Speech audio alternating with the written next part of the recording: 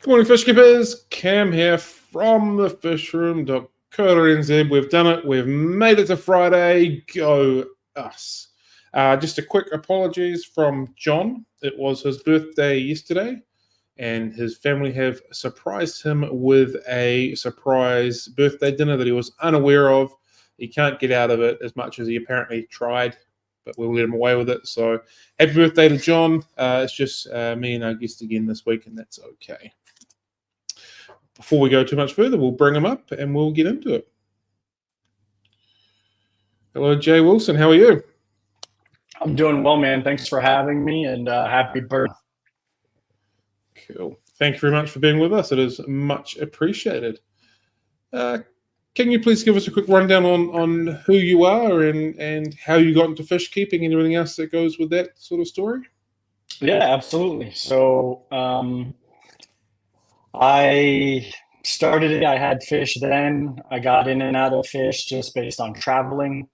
And then when I got married, a doctor told me to find a hobby. He listed off a bunch of stuff, and one of them aquarium. And I don't think he understood what he was doing, but he was ultimately giving me my ticket, finding purpose from myself again, because I was struggling. So I picked up, quickly escalated. I started the YouTube channel. The YouTube channel did, fairly well. It opened quite a bit of doors for me. And now here I sit almost 5 years with believed to be the best company that I have ever been a part of outside of a unit is completely different, but working for a company, especially one that's family owned from Europe, never thought I would do it. And I can tell you that they're going to have to drag my cold dead body away, and I'll probably still be wearing the logo. So some pretty powerful words to be talking about a company like that. Must have a pretty deep and special environment and definitely meaning for you then, for sure.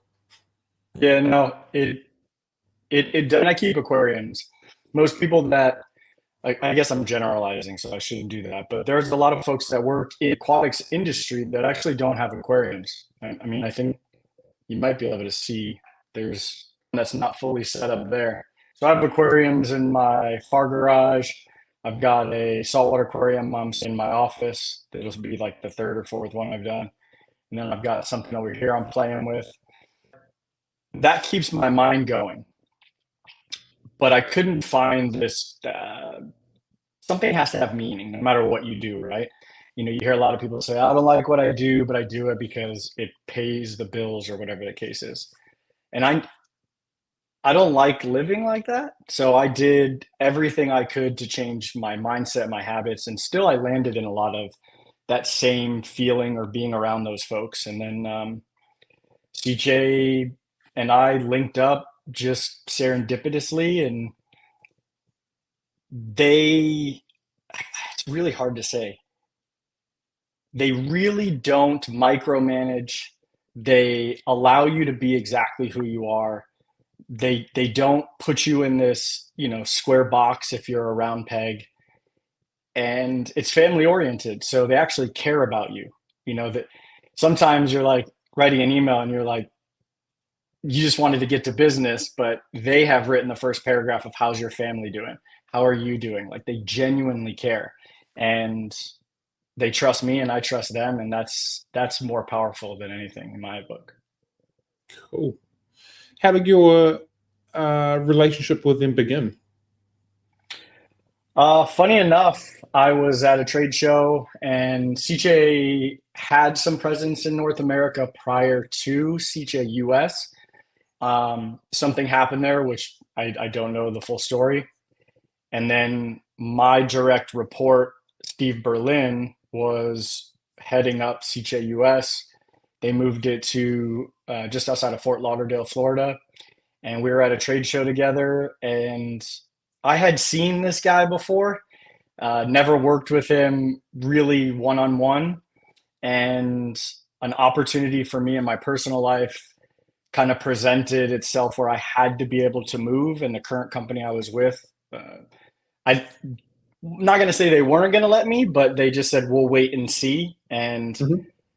I had already made up my mind that I can't wait anymore for anybody to tell me something's going to happen in the future. So I've got to take what I could do now. And I didn't care about anything other than moving to get closer to my son. And SICCE said, live wherever you want. And Nice. that's kind of how it started. And that was what, March 2020. So right at The COVID. peak. Yep. Yep. Like right at it, man. And I was hired to do sales, to travel. So that Yeah. in Wow. itself is a scary thing. Yeah. Especially at that time, you'd be like, where do the sales happen now? That would be a very difficult thing to come through. Yeah. I mean, think about that too. Like, if you were my boss and you were in charge of cutting my check and I can't travel, how does that make you think like, okay, what is this person doing? And then from a personal standpoint, you're like, am I going to provide value if I can't do the things that I'm supposed to be doing? So Correct. improvisation came in and Yeah. it worked. Yeah, and there would have to be a lot of very open early door trusts of we've made right decisions on both sides to we just have to ride this through and make this work and we'll get through the other end and hope for the best, I suppose, as well. That's scary for both parties. Yeah, I can imagine, very much so. We've had a couple of people already bring up that they used to see you in aquarium stores in Houston and meet you a few times back a few years back. So there's a few people that know who you are in the chat already, which is kind of cool. It's kind of cool. I hope I was a nice guy. Cool. No, it's always fun. Aquariums have, I don't know, man. It's sometimes it's happy, but it has delivered a purpose where I can provide the impact that I thought I can provide. I just didn't have the space anymore in terms of doing early on in my life to where I'm at now. And I can say I work because I truly love just about everything I do. Cool. It always blows my mind that it's like you're in whatever part of the world you're at, I am where I am, and there's people in the chat wherever they are, and like there's people that have physically met you and had conversations with you, and we're like it just incredible the pull that just a group of people that like keeping glass boxes full of water can have together from so far around the world. So yeah, I It think that's is pretty cool. absolutely right. Yeah. Can you describe your role, what you sort of do on a day basis, and how that works for you? So I do a little bit of sales. Most people usually think, "Hey, man, want to buy this product?" That's not just sales. There's a lot that go into it.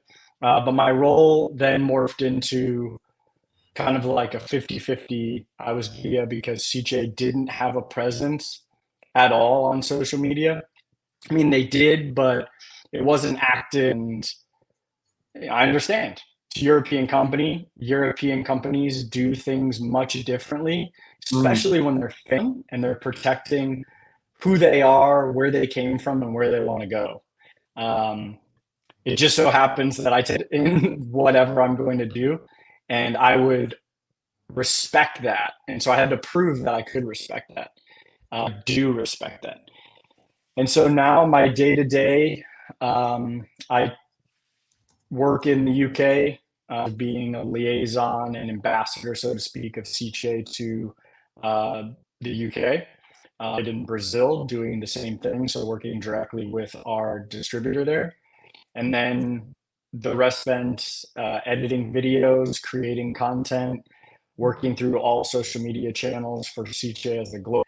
And then, of course, planning, strategizing those things for the future, product, because I keep aquariums myself, so I get to have an input, which is easy to think of. You're hired at sales, and here you are later, and they're asking your opinion on, it makes you feel really good. So I kind of dabble in that marketing, branding type role majority of my time. What are some of the missions and values that SICCE are all about that some people may not be aware of? Simply about the end user and brick and mortar store, which in today's world is very difficult because so much online, right? And most people don't realize this, but different countries, different regions on pricing and how things are operated on internally, externally, online, all that. But SICCE's main focus, I think, since the beginning, has been to create a quality, reliable product at an affordable price, and then back it with the best possible guarantee or warranty that they can, and then support the brick and mortar stores, major partners, and the end user throughout that journey. Cool. We've had a question off the floor. Sin Ginger would like to know what is your biggest tank at the moment, and she has also supplemented that. The next question is what's in it. So my biggest tank right now is a 180-gallon aquarium. It's freshwater, and it has a mix of Lake Tanganyika fish. So I have some Tropheus Morago Tanzania green. I've got some Dardeni in there. What else is in there? I have my catfish that I had since the beginning. They're the first fish I ever bought just prior to my YouTube channel. So when I got stable outside of the military, they were the first fish I had. They've moved so much, different states. They're still alive. I think they're a hybrid Pictus catfish, Synodontis and Pictus. Yeah, that's the largest, and that's what's in it. Cool. So you're predominantly a saltwater keeper? Nah. No, freshwater. Yeah, I love freshwater. Actually, if you go back to, which I don't recommend, but if you watch my YouTube channel in the past, I always said, nah, never going to do a saltwater tank, never going to do it, have no interest in it. And I worked for companies that sold saltwater products. It never appealed to me. But now with these products and how they work, I want to make sure that I know the product better than just about anybody knows it. And in order to do that, I have to be able to run them on that specific aquarium. For some reason, I had in my mind for like ever that you were predominantly saltwater and just dabbled with freshwater, but it would appear that it's possibly the other way around. Yeah, I couldn't tell you coral. I mean, I could tell you some coral, but wow. I have no idea. Like, I know a generalization and all that, but my heart lies in freshwater and what surrounds freshwater. So I have vivariums, paludariums, I have turtles, axolotls, salamanders. The only thing I have alive right now that is saltwater is 2 clownfish and a cave basslet, because I'm setting up that new system. I have no idea why my mind was putting out that you were. Well, okay, anyway, here we are now. Cool. Yeah, here we are. Yeah, all right, awesome. What's the most rewarding aspect for working in the aquarium community for you? I think helping other businesses through whatever means it is. Just because I'm with CJ to help that business, I don't want to say, oh, I'm coming in to help you with the other brands you sell, but the idea is CJ can provide so much value, not only through the products, but also through friendship. I don't really just want to have a business relationship. We can do that, but I prefer to actually know who's running the show, what the goals are, so that if we can help in some way, then we can help provide more value to that friendship, to that relationship, and everybody after that. It's not just, oh, I got some product on yourself, see you later. That's never the idea. Yeah, cool. Excuse me, sorry. How's SICCE evolved over the years that you've been with them to helping the needs of hobbyists? Dramatically, actually. typically Italians are conservative in terms of their businesses outside of the major brands, right? Like you look at all these major fashion brands and exhaust. But when you get down to it, globally, these companies are kind of a conservative. They like to keep to themselves, do what they're doing, do what they're good at. But recently, SICCE has been looking at what is lacking, what they believe that hobbyists could use, and if they're using it, is it actually going to benefit them and essentially keep them improving in what they're doing in terms of the hobby. Sometimes it doesn't work out that way. Like, we can be dead honest. You can launch a product and maybe you decided to go with another and it didn't work out. That happens. But SICCE is there to test technology or that technology to see how far we can push it in a practical way. Things in our industry that they're there, but do you really benefit using them? And so SICCE likes to keep those, what are the features in terms of and a quality product balanced so that you can keep that product for 10 plus years. That's just a sort of a side question. Marketing in the aquarium world can be a little bit of the Wild West sort of thing, and in particular, I'm talking about like pump flow rates and whatnot that are advertised on boxes, and everyone kind of talks about how they're done at optimum conditions with no media in the filters and all that sort of stuff. How does SICCE work with their testing for their products and their marketing or advertising on their boxes and all that sort of stuff? How does that work in trying to get the best for the consumer? So there's a lot that goes. That's like the most loaded question, but I'm glad you asked that because too many times I will talk to a hobbyist or a store and they're like, I need 5,000 liters an hour because that's what this pump does. And then I look at the pump and I know that there's no way that pump is doing 5,000 liters an hour, right?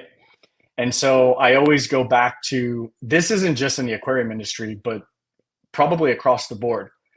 A lot of companies love to round up really far sometimes, sometimes a stretch, and it happens. But I always say, look at the actual numbers. For instance, max flow rate for a Synchro Silent 2.0 from SICCE is 568 US gallons an hour. We're not rounding anywhere. We're giving you what you can expect from that outlet diameter up based on a graph that we also provide on the box. So you could take one of our pump boxes, look at the graph and say, okay, based on my calculations, I'm going up 3 meters. This is my liters per hour. And then you run your fingers there and you go, that's the target that I need. This pump doesn't do it, but this pump does it. And SICCE is not steering you wrong in any way, shape, or form.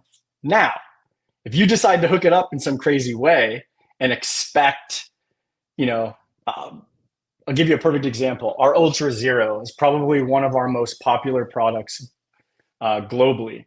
It's a drainage pump that entered the aquarium hobby some years ago to help do water changes, drain aquariums down to 2 millimeters.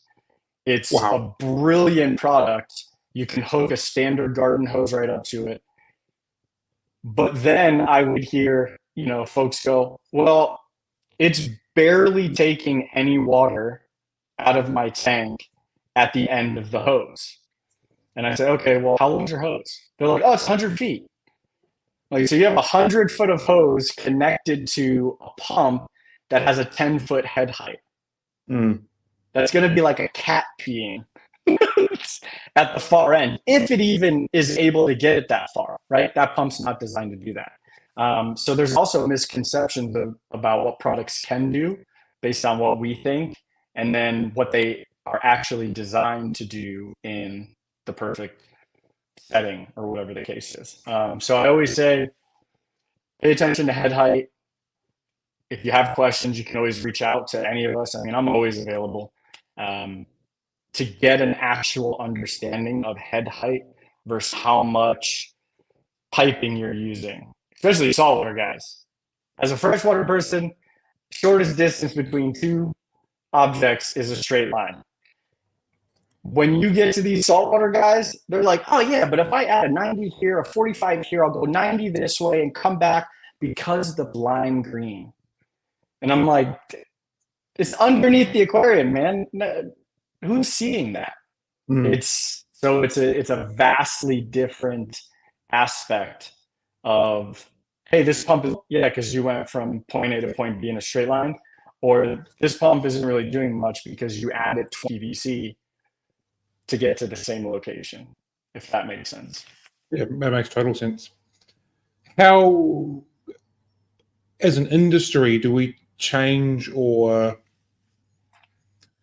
stop that excessive rounding for the consumers? So your brand and your company is doing it what would be considered or probably believed to be the correct way and putting it all as it should be.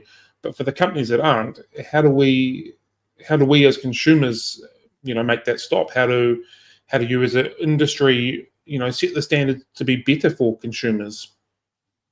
So I'll answer the tail end of that question, and then I'll answer the front. Tail end of the question is, we continue to do what we're doing. There's a sort of idea to round, right? But what happens is, CJ, I know this because when I first started, I had all these questions. And they said, listen, if we rounded and you ended up doing a test, you're going to contact us and say, nope, it doesn't do that. Now, also understanding that what you're doing probably has a slight variance as well, right? You're not going to have it perfect either. So to have that conversation, CJ doesn't want to have that conversation because that's wasting your time. Nobody wants to waste, well, nobody should want to waste your time. Now, we continue to do what we're doing. That is, as a manufacturer, it's hard to pay attention to what other folks are doing, distraction, but also it could be a frustration as well, trying to go, well, folks would do this. It's not our place, to be honest with you. Our place is to continue to either set or continue to do what we're doing in the best possible ethical way. The front end of the question, you're never going to change with you. If I'm coming from the hobbyist standpoint, some of these companies are owned by, corporations that are far, far removed from the aquarium. So if they're going to sell you something that's $15 that they say is going to do X and it doesn't, so you're going to contact them. That's the crappy part. Now, I'm not saying there are folks that do that, but I know outside of the equipment, I get it. It's a marketing thing. Maybe I'm not a fan of it. I can say truthfully is just understand that that's probably happening. And so you'll jump online and maybe you don't go to your local fish store and you go online to one of these big places, and you're like, oh, well, this one's $8 cheaper and it does 2,000 an hour. I would not saying it doesn't, but I would also just look and understand that there's no secret technology out there unless the government owns it when it comes to pumping water. And if there was, I think CJ, they kind of pioneered the synchronous resin pump in the aquarium. So if there was something out there, I think I would hopefully so that we can market how amazing it is. But I don't think there's a way we can change it, to be honest with you. Understand that there are these things, that play a role. And sadly, we as consumers, myself included, have played into it. People go, I don't like that company, but they continue to order from said company. Why? Yeah. Oh, because it's convenient or it's this. Yeah, but you don't like it. So Mm. they're going to keep doing what they're doing unless you stop doing what it is you're doing, right? So Yeah. it's a very hard game to play. Yeah, and I just want to put a little bit of clarification on that. We're currently talking about pumps, but this is something that occurs in lots of aspects of the aquarium industry and in general as well. It's not. I'm not pointing fingers at pumps and filters. Oh, yeah, it's yeah, just we're talking about them at the moment. Yeah. Yeah. No, I understand. By the way, you can't, as long as we don't talk about my wife and kid in a negative way, I'm not offended by anything. So Sweet as cool. I can make that work then, easy as. In what ways has technology changed the aquarium industry over the last, say, decade or so? Freshwater wise, a little bit. Saltwater wise, depending on how you keep your saltwater tank, you could say a lot. Mm-hmm. And I only say that, so I'll say saltwater. There's all these different controllers. There's all these different applications or devices that will help automate your aquarium. I'm talking everything from testing to adding supplements to measuring, whatever the case is. I don't see that as much in the freshwater side, which I'm kind of glad, because, it's a lot. But as far as what I find to be the best, most boundary pushing technology that we've seen is energy efficiency in terms of a product. We can look at a pump that does 5,500 liters an hour. 10 years ago, that pump is going to do 5,500 liters an hour, and it's going to do it at 110 watts. That's may not seem like a lot, but if you're living in a place that's affected by major increases, situational things, that's a lot of wattage coming from one product. We have a product that does that, but we also have an advanced version that does 5,500 liters an hour at 40 watts. So it's a major push forward. However, that first pump I talked about was kind of the push into the global synchronous resin pumps. It's a part of the SICCE Silent line. The SICCE Silent, I would probably go toe to toe with anybody. I don't have numbers, but it's probably the most used pump globally, AC wise.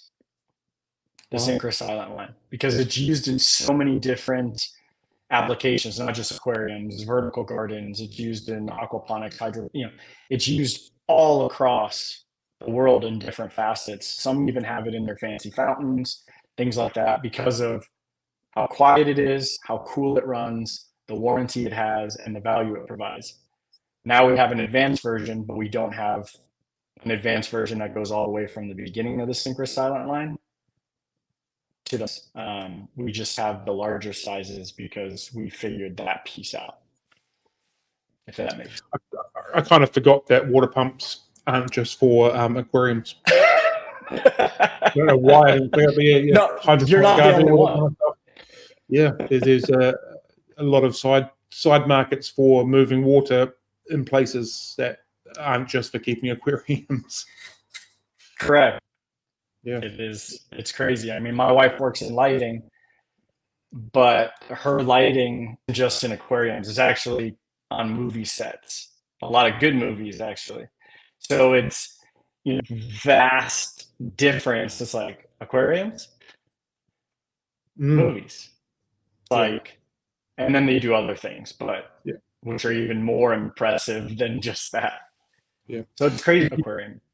You brought up a good point without bringing up a point of like the energy consumption of a pump that's running 24 hours a day, and it kind of adds up. So like a conversation I always have with people in the shop when they're looking at buying pumps is, sure, this one might be cheaper, but it's running an extra 40 watts constantly than what that one is. how long do you think it's going to take for you to make that savings back on your power bill? It's not going to take very long to save that $35 or $40. Might cost more now, but it's going to save you a lot in the long run if that should be part of the equation of wattage on pumps and filters and stuff like that on a regular basis. You hit the nail on the head. This is something that and it's not just SICCE. Again, we could take all this away. It's not just SICCE. Whenever you're buying something for your aquarium, that is a pump. That is the lifeline, the heartbeat of that aquarium. In freshwater, and you have no plants, it's the end all be all of what is making that thing turn. In saltwater, it's the most important outside of lighting, right? Because you can get by with flow and no light longer than you can get by with the reverse. So whenever you're buying a product to do said thing, you should be taking into account wattage, longevity, warranty, suiting your needs. And then I have a saying, which I say the same thing for myself when I'm buying: buy once, cry once. If I buy a subpar product for whatever it is I'm doing, and I have to buy another one, maybe it's cheaper, but I'm having to buy this, or if I need support, I'm not getting that support. So I would rather pay $5, $10 extra to get all that extra value up front than to have to deal with something and it's usually when you don't really want it to happen. Oh yeah. is when it goes down. Yeah. So yeah, that's buy once, cry once is the best. When I look at some of our products, if I'm going to talk about SICCE, we got products that are, under $20. So I'm not saying you have to spend $400 or $500 on a product for it to be great. What I'm saying is look at all of those facets, and then you can make a really good decision for yourself. It may not be SICCE. It may be somebody else. You were saying before the technology in saltwater is significantly more advanced, basically, than freshwater. Why do you think freshwater aquarium keeping is so far behind the saltwater reef keeping when it comes to technology and technology requirements even? I'm going after my own people. Because we choose sponge filters over more technology. We spend less per aquarium than a saltwater keeper. So when you look at it, a lot of the R&D, and I'm speculating this because we don't have controllers. We have controllable products that work on other controllers, but we don't have, there's no need for like super, super high tech, to be honest with you. Because you could still keep an aquarium with a sponge filter. Would I? No, I absolutely loathe them for my applications. Yes. I think they are garbage. Yes. So, and usually that sets people off, but there's a reason for that. And the reason why I say that is, again, if you have small aquariums and you are breeding, okay, don't go for a sponge filter. It's far more versatile. It's still ugly, but I understand the air pump aquariums, right? But if you're looking for versatility and really future-proofing yourself, a sponge filter is not going to do it. And it's ugly, ridiculous to clean, and it didn't cost you any less for that one aquarium because you had to buy the sponge, buy the air pump, you had to buy the hosing, and then you had to listen to the whole time. So there, I'm off that soapbox. Oh, yes, so much yes in one sentence or two sentences. I'm not a fan of sponge filters either, and I've made that very clear more than once. So yeah, another sponge filter. We're not that far out of under gravel filters if we're still using sponge filters. We just took the and moved it up top. And yes, they are easy to use when it comes to a massive area. Yeah. Like if you've got that many aquariums, I understand. I get it. But I remember when people used to be like, well, I do it, then I can restart another aquarium with it. And, or they so that they can do that. And while I get it, use such a high risk for crossing regardless of what you feel your aquarium is like. There's way too much risk in that. And so many misleading things when it comes to bacteria and space and all this jazz that we could be here for 8 hours. So we've got another question. Zen asked us actually quite a while ago.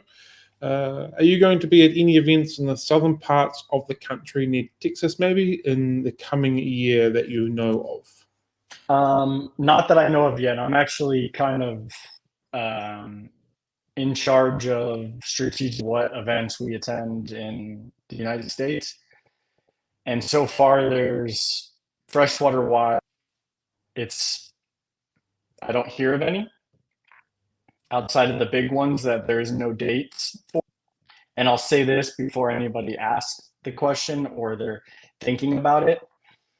There are probably a ton of club events, probably these parking lot swaps, so to speak, that would happen. As much as I would love to attend everything, I have to show value or ROI to the people that are counting on me to make the best possible decision. And so being there to hang out with people that I would enjoy talking to as myself, yeah. But taking and getting all that stuff there, really hard to justify because really hard to justify. Yeah. And it's the way it is, and we can do some of those smaller. It's typically the larger events because I don't want to travel to everything. I want to be home. Our team is not very big. Most people think that like SICCE US is this like 100 strong entity. It's not.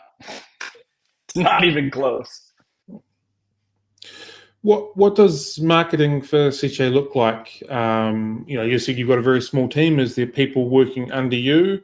Are you doing all of the marketing? How does that look? So the way it looks is everybody's got a voice. Truthfully, like no bad ideas when it comes to marketing or any sort of strategy, because you could take what you thought bad idea and somebody can compound on it, and then another person compounds on that, and before you know it, you have this like and implementation is fantastic. That's a huge reward. So we work cohesively as a team regardless. I have ideas that I will buy the people that I would need to run them by, because I want to make sure that that is still in line with what they believe. They normally tell me they trust me and they know. As a matter of fact, something powerful, I've had to talk about this. I was joking at a recent event where they had my last name, Wilson, for this dog food brand. I took a photo in front of it and I got a message from one of the owners of SICCE that said, "Remember last name," which is Petinon, which is their name.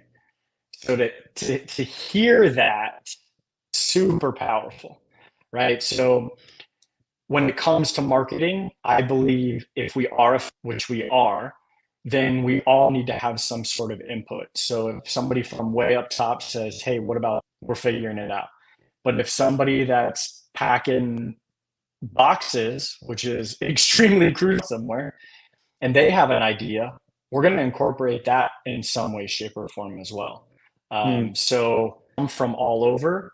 I'm the one that's usually curating them at the end because we've created this style that we're with and for. I can't give you all the secrets, but it's it definitely is a team effort, and I wish if we were even bigger than we were and I had a massive budget, like let's say an Apple or Google, oh my goodness. With the creative stuff that we have, it would be incredible. But we're going to make incredible with the resources we have. And I think we've shown that so far, and we continue to push the boundaries as a team, which is really good. Cool. Awesome. How does SICCE test the effectiveness of its filtration systems before releasing them on the market? So there's a lot of data that's available when it comes to filtration regardless. And then we have our own R&D department. So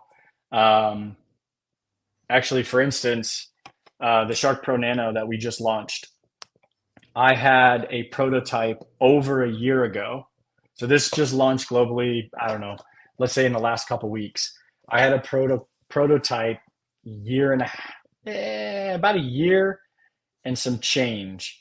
And then about half that time, even further back, they've had that prototype working in an aquarium where they're testing it under the same, circumstances that a hobbyist would.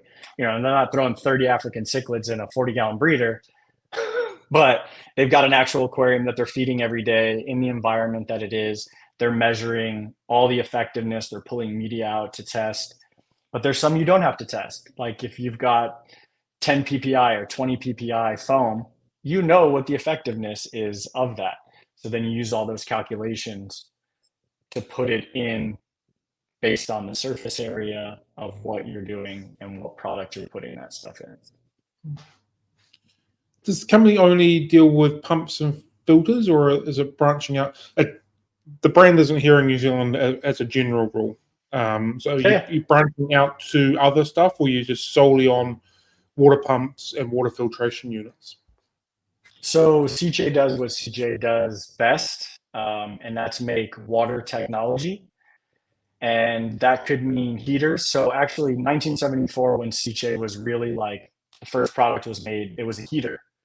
And so SICCE has been making heaters, pumps, filters, and not just for aquariums, but for ponds, aquaponics, drainage for major municipalities, things like that. So if it moves water, it filters water, and now heats water because we've been launching some new heater products.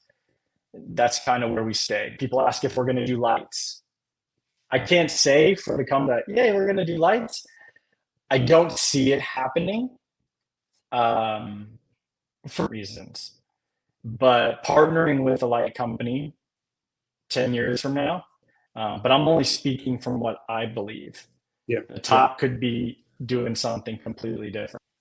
Yeah. Do you guys deal with filter media as well? We do. We do sell some, but we have a lot of great partners that we've had over the years. For instance, CChem is fantastic partner to SICCE. So you have all of those products, the media. We also collaborate together to provide products that CChem has that are manufactured. So that's really exciting. So we don't typically have a line of media. Our products come with it, and you can buy replacements to that, but we don't have a massive line of media and things like that. Cool.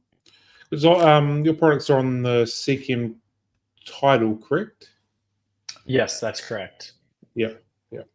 Unfortunately, that was discontinued in New Zealand, and I thought they were fantastic filters, but that's a conversation for another day. I'm surprised Hang on the Backs made it that far, to be honest with you. I think thanks. I think they were probably discontinued because we do a lot of Euro style aquariums in the glass boxes, and obviously they don't work so well. So why continue to bring them in if they're not selling? Because there's a limited market for them, I guess.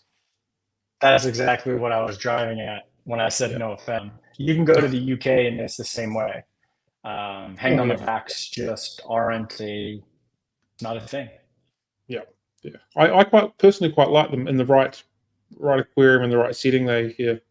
But again, each to their own. Yep. Cool. What are some key factors to consider when choosing the right pump for an aquarium?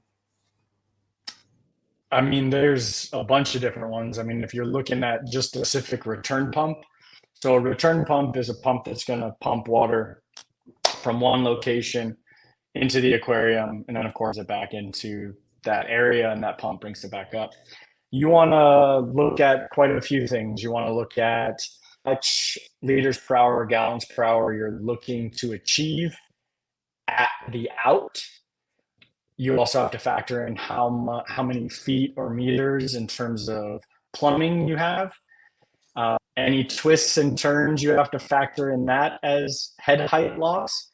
And so at the end, you'll have a calculation, and that calculation will, let's say it's, I'll use feet. Let's say it's 10 feet. You look pump, if that pump says 10 feet, chances are it's not going to make what you need unless it says triple your rating at 10 feet, right? So you really got to factor when it comes to a saltwater aquarium. Whenever you're factoring in pumps internally into the aquarium, again, to each their own, it's up to you. There is a calculation for it. You can blow everything around, or you can achieve, a more natural style, aquarium. And that's all going to be based on the other factors, which is how much are you trying to filter. So that's so broad that it really comes down to what product. So for instance, I'll say let's say you have a sump. There's a sump rating that 90% of folks don't ever look at. And that sump rating, I'm making this up, it'll say like 1,000 liters an hour. So anything over that, you're going to have potential issues in terms of in different baffles and all that. The other thing to consider is this whole 10 times. Whoever invented this 10 times turnover, I would like to say thank you. Where did you get that information? Because based on what you're trying to achieve, it's 4 to 6 times so bacteria can thrive and stabilize in the environments that each bacteria will thrive and stabilize in. Because there's kind of two general bacterias, autotrophic and heterotrophic. I'm a nerd, and I'm proud to be a nerd. So you have your autotrophic, which high oxygen, that kind of dark space. That's going to be the ones that are sucking down ammonia, converting it to nitrite, and then you need the bacteria to get rid of the waste, which is heterotrophs. And heterotrophs can be dry, encapsulated. They can blow in the freaking wind. They'll land in your aquarium. They're the ones that really are more of the workhorses. They're stronger. They're faster to repopulate as opposed to the autotrophs, which do play a major role. They're just more fragile. So if you're blowing water through, they're not going to be as strong.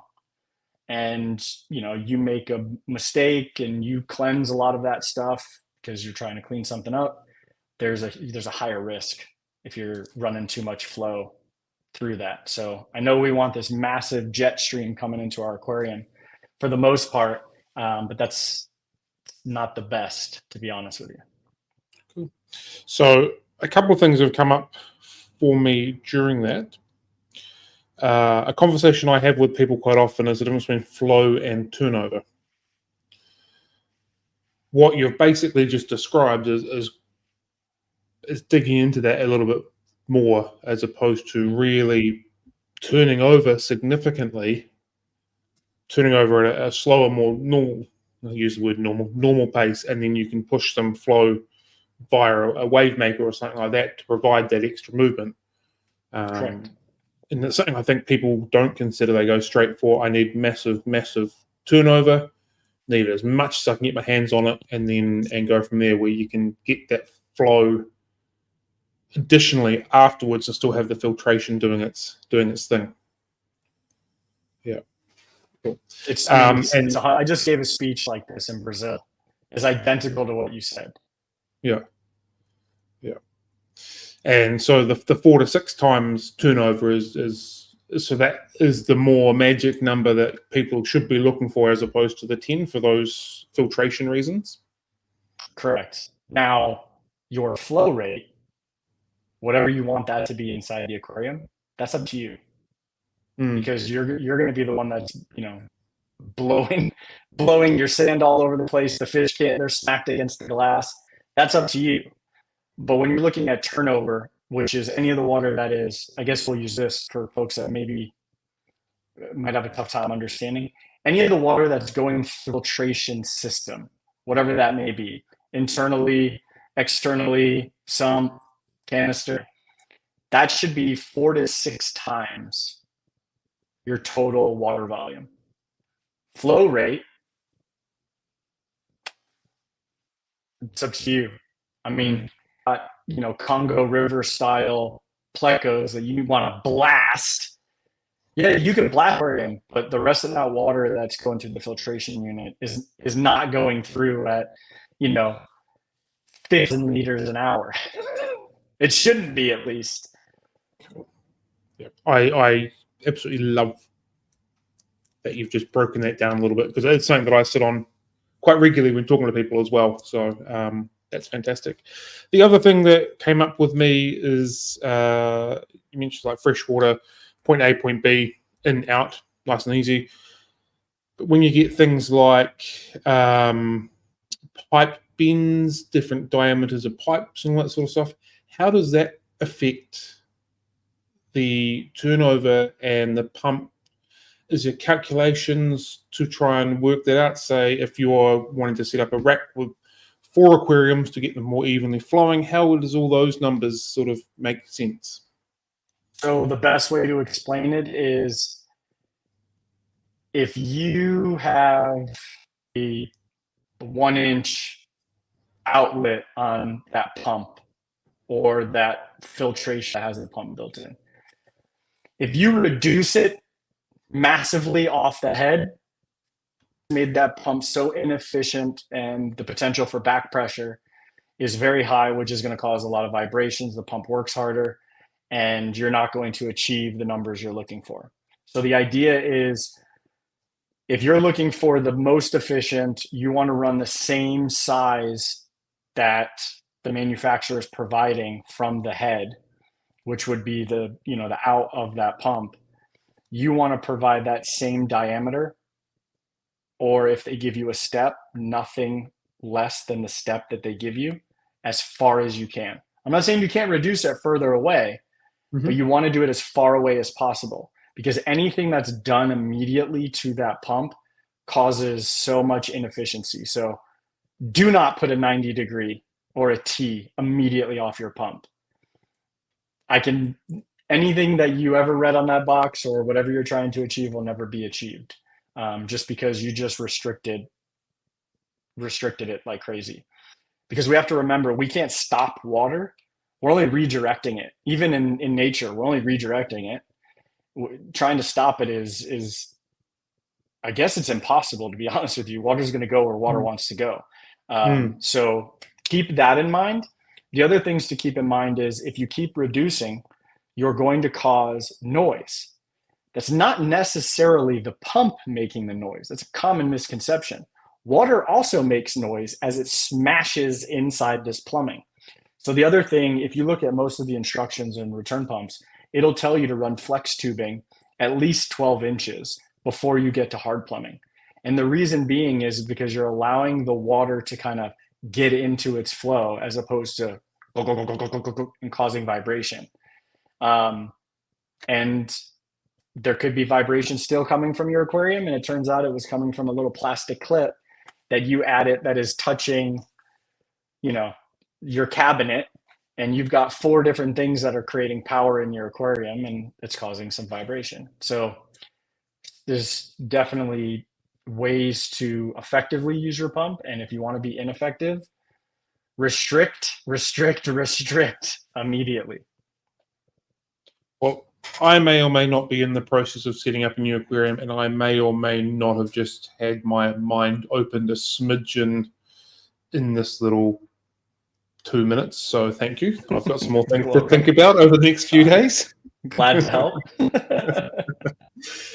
What are some of the biggest common mistakes hobbyists make when selecting a pump, and how can they avoid it?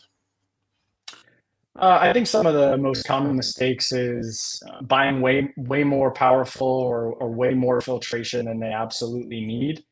I know people will say you can't overfilter your aquarium.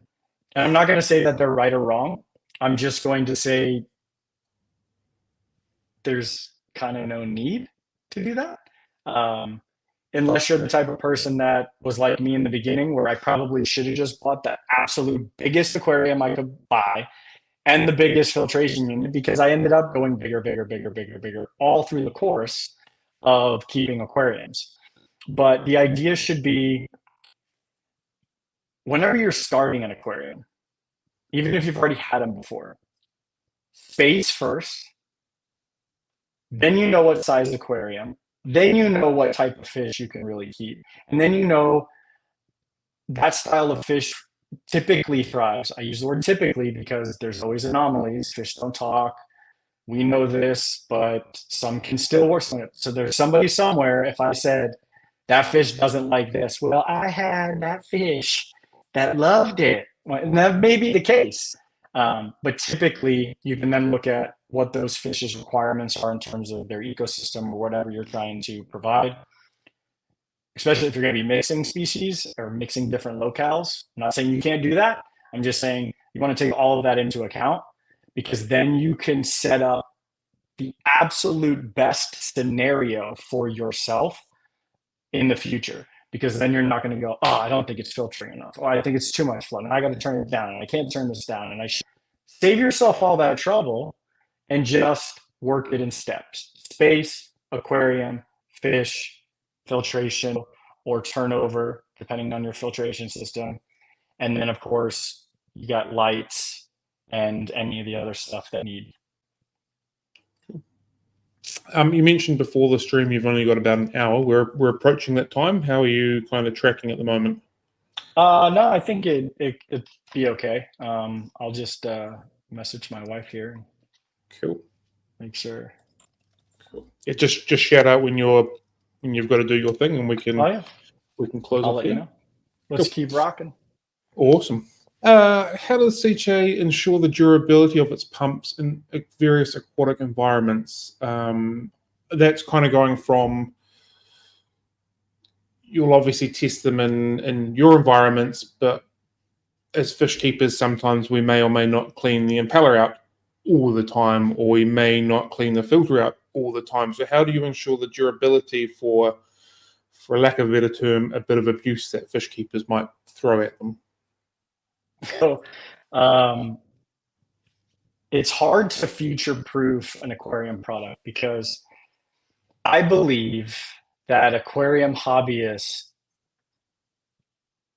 will blow your mind at some of the things they do or don't do that they may or may not need to do in order to continue the life of said product. Excuse me.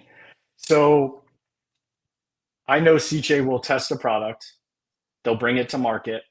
And in the past, it was different, but now, I mean, even our $35 Shark Pro Nano has a 5-year warranty. Okay. So when we look at that, we know, okay, we've made this product. It's not outsourced.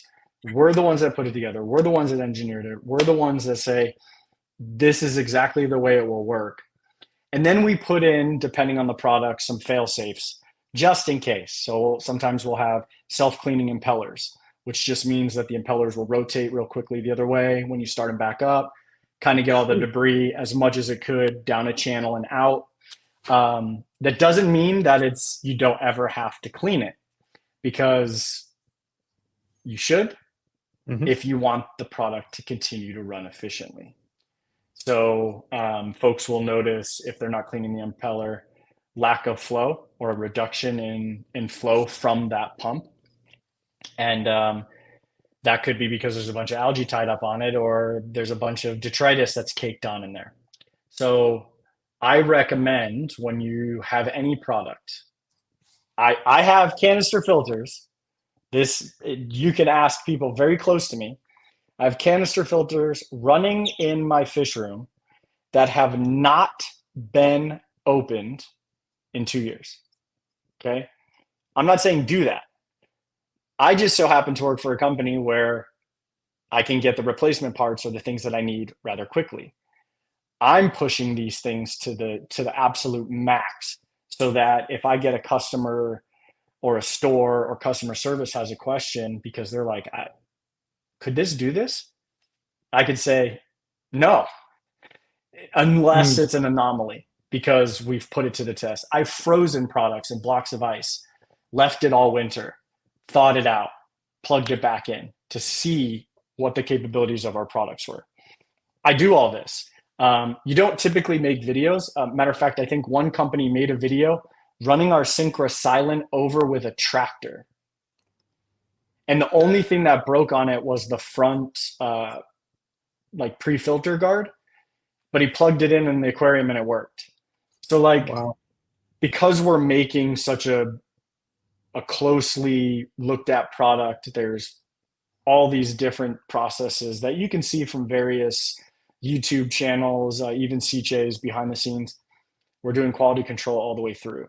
So at the end of the day, I can say confidently that if there's a problem, it's one-off. I can't say never because never is not a good word to use, but more than likely, I'm not going to see somebody that goes, I have this pump and I had 12 of them and all 12 are bad. I know right off the bat in my head, not all 12 are bad. Maybe one, maybe two. All 12? Absolutely not. And a perfect example of this was I was just in the UK. I was attending an event in the beginning.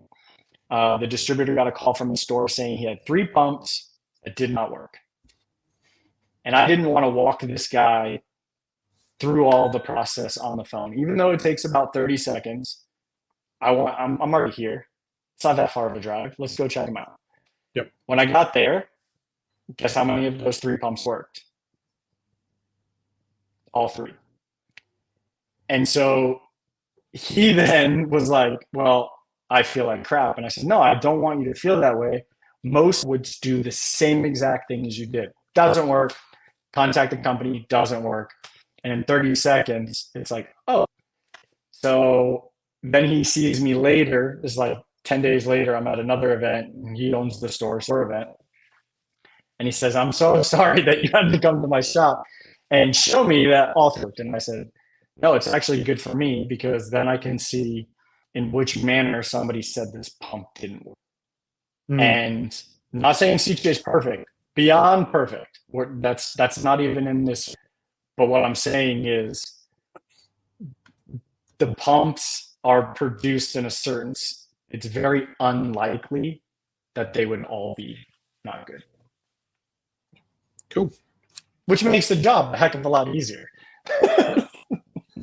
Some more things have come up via that. You mentioned you have canister filters that you haven't opened for a significant period of time, and there is a common thought pattern that you only need to clean out canister filters as the flow rate drops significantly. Where do you sort of stand on that? And I'm obviously thinking it's probably towards that, but how do you work on, or how do you feel about that theory? So I'm running more than one aquarium. So as a general rule, this is a whole different topic. Let's just say you're doing water changes every 2 weeks. Okay. I don't know what people's them every 2 weeks. I'm just saying, let's just use this scenario every 2 weeks. There is nothing wrong with looking at your pumps, filters, heaters, right? You're going to do way more, no matter what product it is, no matter who makes it. You're going to do way more by doing that and taking the extra 5 minutes max, depending on what you have running, to just look at it and go, oh, heck, there's a bunch of snails that are growing inside this canister filter. Well, if those snails start making their way into the impeller, there's potential for damage, right? So you could have caught that way ahead of time. This goes for anything, saltwater, freshwater, doesn't matter. I'm not saying you have to clean it. I'm just saying, just look at it. Literally just look at it. Because that preventative vision is way better then my canister is not working or my pump is not working. This product sucks. Okay. Does the product suck? Or did you just have like a crazy infestation of whatever it was? Or even algae that gets spun into the impeller because you were battling some algae. Well, now you're even more frustrated because you barely got algae under control. And now you have an issue with your flow that's not happening. So just look at it. Whenever you're doing a water change, or, if you've got carbon running, you have to open it and replace it within 6 weeks anyways, right? Like you can't, you can do whatever you want, but carbon's dead at 6 weeks. I think that's kind of the average max lifespan of carbon, depending on if it's pelletized or like there's all these other things. So at 6 weeks, you still got to open it, look at it, check it out if you're running carbon, or, magically maybe a fish bred in there and now you have some fry that you can make some extra change off of, or whatever it is you're doing. Cool. And so the other thing that came up with me is a maintenance routine when it comes to servicing pumps and filters. How often should that be done? What are some key things to be doing during maintenance of said pumps and filters? If we're looking at like a general idea, I think you should be cleaning pumps, return pumps, twice a year. Checking it once a quarter, especially if you're running it in a very high, heavily stocked environment. So there's a lot of risk. Even in saltwater, it's even more of a risk. Like you definitely want to check it out because you never know, what could be happening with that pump. Freshwater wise, if you're just running pumps, checking them visually is pretty easy. And, if the guard on it is getting clogged up, probably should clean it. But you definitely want to be looking at it. I don't know. If you don't clean your filter at all, at least look at your stuff once a quarter and set a routine for everything. Like it should be routine anyways, in terms of you taking care of that aquarium. I'm not saying feeding 1,000,000 times a day, but overall taking care of, planning your aquarium should be fairly consistent basis. And if you have a freshwater aquarium, I always recommend 90% of your time should be viewing it, 10% should be messing with it, and saltwater is even worse. It's 95% view, 5% touch. This will minimize any issues. Now, when we're looking to clean that stuff, for the love of all things aquatic, stop using vinegar, please. I'm not saying you have to use a SICCE product, but please stop using vinegar. Vinegar is so hard and rubber that regardless of what you think, over time it's eating away at those O-rings, the important that should be kept clean. Plastics start to break down. It's degrading, right? It's just degrade the materials in which most of these products are made from. SICCE works very well. We do have a product called Pump Clean. It works extremely well. It's not, but that's what you would want to use. Now, if you have access to other stuff, that's fine, but you want from those vinegar-like substances. I know that that's like a thing. We always, clean your aquarium with vinegar. And seals are going to be perfectly fine if you don't get all of that vinegar out. Vinegar goes to work right away. So just be very careful with rubber and plastic when you're using vinegar. When you're done with citric acid, you can just rinse it with fresh water, and you're good to go. Like there's destroy anything over time. Cool. We've had a few questions come up from the floor. We'll bring the first one up. Zim would like to know, how much fun was it to make the video explaining to people how to pronounce SICCE? It made her giggle so much. So I can tell you that it's fun because this has only been once or twice, but my first interview with SICCE Italy. So I'd already talked was running SICCE US, Steve Berlin. He said the next step you're going to have to talk to the family. He's like, I don't know what they're going to ask you, but it's an interview, so have at it. The first thing they did was bring up an old video where I mispronounced SICCE. And it's funny because this all plays into it. I did an extra letter. So I have a lot of concussions from the military. And so, sometimes, especially when I was not in the right state, red lights were green to me, things like that. Right. So, like, adding a letter was not out of the ordinary for me on a product, which was actually the title. I was reviewing the title on my channel. I added an extra letter, and they brought it up. And from then on, it was just a running joke. Most people don't pronounce it properly. And it doesn't bother anybody in Italy. At least they say it doesn't. But I have heard some crazy things, and I just got to it's our 50th anniversary. Why don't we do something where we get people to pronounce CJ, but then we actually have people pronounce it right at the end. And if anybody's seen the video at the end, it literally says, no matter what way you pronounce it, just look for the whale and 5-year guarantee. So it was really just playing light. It was definitely a more fun video to make than most. Cool. Next question we have. Who does SICCE view as the biggest competitor in pump production? I don't know. We make a lot of pumps for people. I guess it would depend on exactly what we're talking about, because the Synchro Silent would probably be the most utilized return pump globally. Saltwater wise, it is kind of really hard. And I'm not just saying that because we've made products for a lot of folks.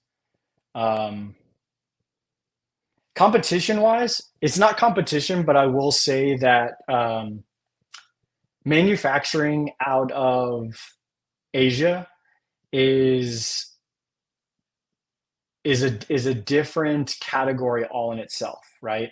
Not saying it's bad. There are probably some really good products that come out of there, but there's a completely different process in which they're made, right? It's a mass production, fast, get it out, it's all good. So we're a manufacturer that's quite different. And I think if I'm looking at competition, I think it's more so that style of a mass production company, because SICCE's always been made where SICCE is at. It hasn't said we're Italian made and then went to Antarctica and had somebody in Antarctica start manufacturing that product for a few years and then go, we got to bring it back to Italy. That didn't happen. That's never happened. As a matter of fact, when there was the Asia boom, I'm sure SICCE struggled. I'm sure it was very difficult. But I think where they remained potent was their OEM business, the ability to make quality products for other brands that didn't want to go to a mass production environment. So I think mass production is the biggest competitor. And to be honest with you, I'll never ever say it out loud. It's in my brain, but you'd be surprised at where a lot of the products that you use are made. And I'll just leave it at that. Aquatic Moose has said that Antarctica is known for their quality manufacturing. Yes, they are. I used them because I knew that we had no risk. Another question we have from the floor is, why might some pumps or filters say fresh water and fresh and salt? What's the difference, if there is any? Marketing. That's it. I mean, to be honest with you, I'm sure you can look at it. There's a saltwater tax, so to speak. when you look at some of these products that are marketed solely into saltwater. Because what I can tell you is a canister filter will work in freshwater as much as it will work in saltwater. Now, the only different quality of product, potentially, how they coat their magnets could be different. I don't know. Most of our magnets, the ones outside of the aquarium, are also submersible, and all of our cross collaborative to fresh or salt. Does not matter which one it is. So never kind of got behind this. Oh, the Synchros Island 2.0 for saltwater is here. Island 2.0 for freshwater is here. It's the same pump. The only difference would be a pond one, because you want to add fountain attachments, potential for sponges up front. Really, that's the only difference. I mean, all of our, I'll use the same one. Like, this could be used in saltwater. We don't say it on the box because chances are most folks are not going to use this for saltwater. But this product could be used the same way as it would be in freshwater. If you got a quarantine tank, something like that, works identically. It'd make clog faster in saltwater just based on the water being chemically different. Cool. Awesome. Thank you. What are some top tips you have for maintaining crystal clear aquarium water? Whether this be your own personal theory or how SICCE kind of advise people to align a filter to get the best clarity out of their filters? So I recommend, and this would not be on my YouTube channel in the past because I didn't know better. But with the SICCE product, let's say you're using a canister filter, just box or watch somebody that set it up properly and do that. It's when we start getting easy and we're adding all this extra stuff because we think that we're going to achieve more. There's a lot of stuff that plays into clarity for me. I love a natural, but if people go back and watch my YouTube channel, you can look from the side of my aquarium and it looked like the fish were suspended in air. And that was because I was using a lot of like fine filtration. So these products like Purigen from CCAM.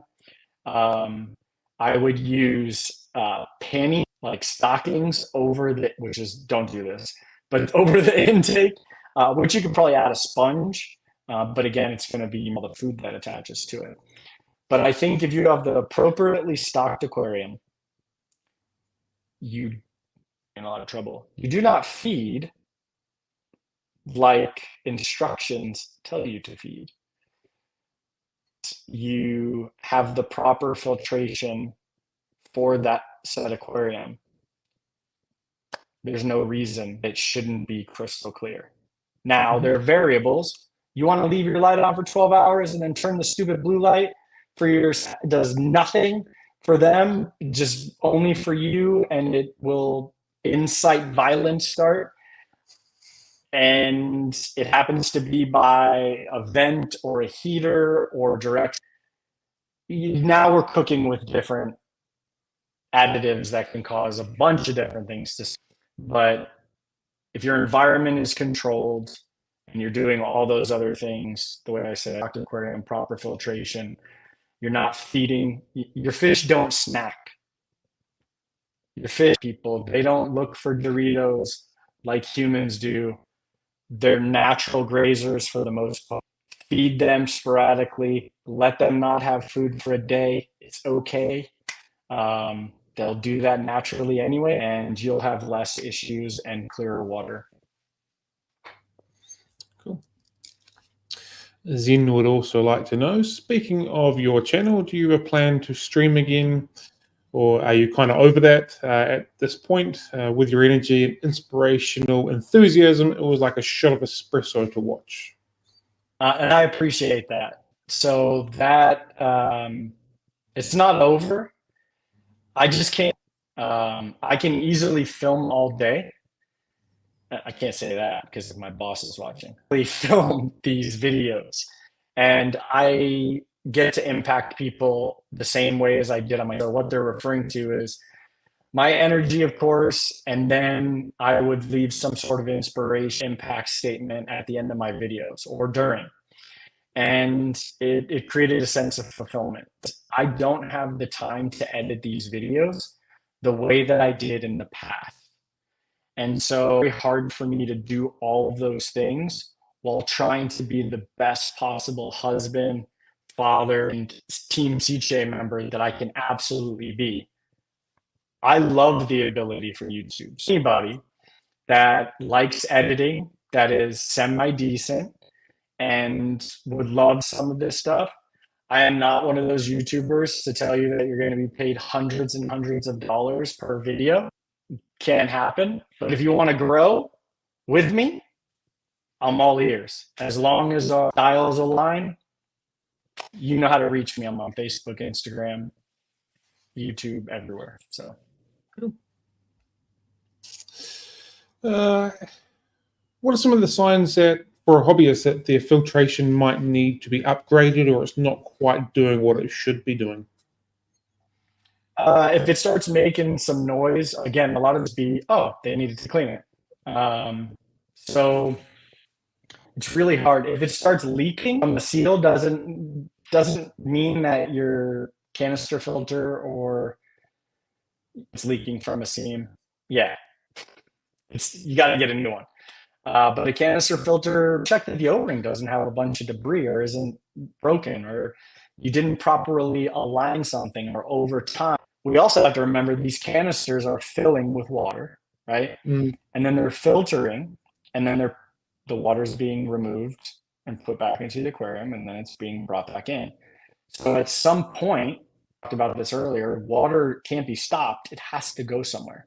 So if all of those baskets that you have are clogged and the baskets are going nowhere else, water is going to slowly move from there and probably cause a lot of pressure on those seals. So really, it's just about checking your stuff. But if your aquarium's leaking on a trim piece or an edge, or a sump is leaking, make sure that it's not a splash or a drip, and then make a decision fast. But a canister, put it inside like a Tupperware, make sure it's cleaned. Doesn't matter what canister it is, they all should fit inside like a nice little plastic bin. And as a matter of fact, you could probably keep it in there all the time, and it would save you a lot of heartache if in fact you didn't clean very often. But I don't think there's necessarily a telltale sign that it's time to get a new one, unless you're upgrading, or, you know, maybe the impellers aren't spinning properly, even if you replaced it and you're like, man, I'm still noticing a decline. You could have just worn that product out. Now, if you've only had it for a year, there's a problem. But you know, when you're approaching 4, 5, 6 years with something, you technically already got your money's worth, regardless of what product it was. So it may just need a part, or it may be time to actually get a new product. What feedback do you often hear from your customers, and how does it influence the product development? We hear stuff, you know, when are you going to do this? When are you going to do that? When are you going to do this? It can definitely impact what we bring to the market or what we do to improve an already staple product. But I believe with data that majority of these requests come with emotional data, not statistical data. And where I go with that is some crazy thing will pop up, and you'll talk to a store and they'll be like, I could probably sell 1,000 of these if you guys added this. And it doesn't cost a lot. All you got to do is add that. I say, okay, what 1,000 people have told you? Oh, I've had so many people come up to me and ask me, well, how many? I can't go to the R&D department and be like, so many people have asked, let's do this. They'd be like, what? No. Like, is there really a need? Now, if we have a prototype, and this was actually the case. We had a UVC sterilizer that just came out, and we had the prototypes. They came out, and I legit at one show had over 6 people, I think the real number was like 8, ask me, did it come with brackets inside the box? And I went, oh shoot, I don't know. I was like, this is the first time we're all seeing this. Long story short, that wasn't the only time we heard it. And because the product wasn't already being manufactured in full state, we had the ability to go, because we've already been asked this many times before the product has come out. We have the data X. Let's add the screws and the 2 extra brackets and the attachment. Now I've said, well, how come you didn't add hose to the box as well? How much hose? If we add a foot for 2 feet, if we add 3 feet, they'll ask for 4 feet. So the hose becomes a bigger issue because length, usage doesn't make sense. But clips, mounts, and the attachments that are going to go on there all make sense. You shouldn't have to buy those things separately. We're telling you the product can do this. Cool. How does SICCE engage with the aquarium community and support the needs of hobbyists? Different ways. We do lots of giveaways when we attend shows. We give away lots of t-shirts. We take hobbyists and the relationship very seriously. So we just started a program last month where we're trying to get everybody involved. So hobbyists fish and product from their local fish store, right? At some point, majority of folks that are keeping fish go. So what we've done is we call it a slice of SICCE. We're Italian. Myself personally, I have pizza. So we've come up with this idea where you nominate your logo when we have it up, and you just leave a quick comment of why. It can't just be, they're the best, right? Impact statement. I want people to see this because we're inundated with negative everywhere else. Let's get the hobbyists involved, right? Because now the hobbyists feel empowered to talk about a local fish store in a way that they didn't feel before, because they have the opportunity to then party. And I know it sounds cheesy, but think about the impact on a hobbyist that nominates a store that ends up being the #1 selected.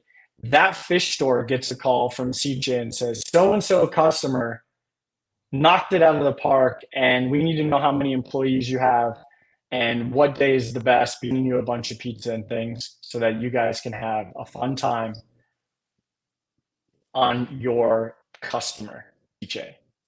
We just gave everybody a piece of that. And then the customer can essentially have some pizza too.